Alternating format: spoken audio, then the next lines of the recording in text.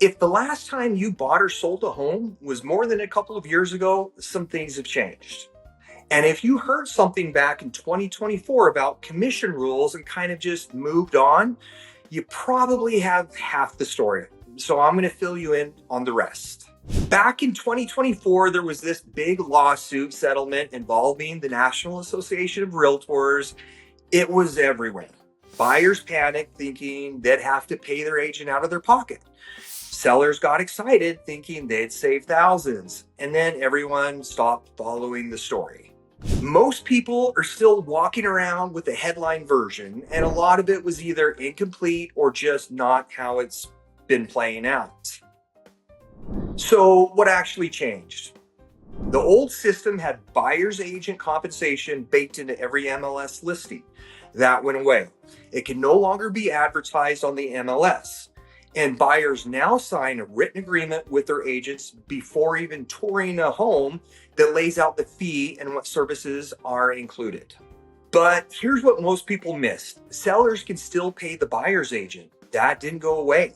The rule just changed how the conversation happens. And right now, sellers are still covering it in most deals. The big commission collapse everyone predicted, it never happened.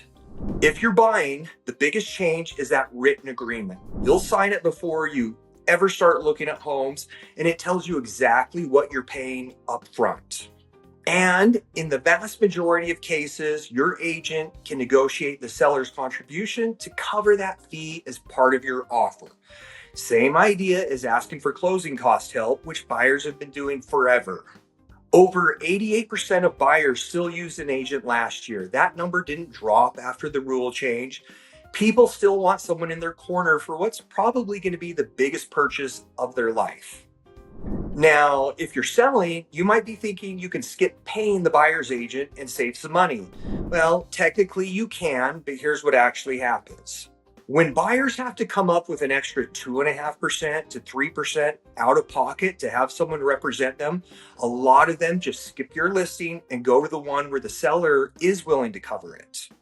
That means fewer showings, a smaller buyer pool, and usually a lower sale price. The money you thought you were saving ends up costing you more on the back end. So if you haven't bought or sold since these changes went into effect and you're thinking about making a move, it's going to be worth a quick conversation so you know how things work now. No surprises, just a clear picture. Give me a call or shoot me a message. I'd love to help you figure out your next step. Once again, I'm Chris Schmalz with the Chris Schmalz Real Estate Group, where moves are made simple and life is made better. I'll see you in my next video.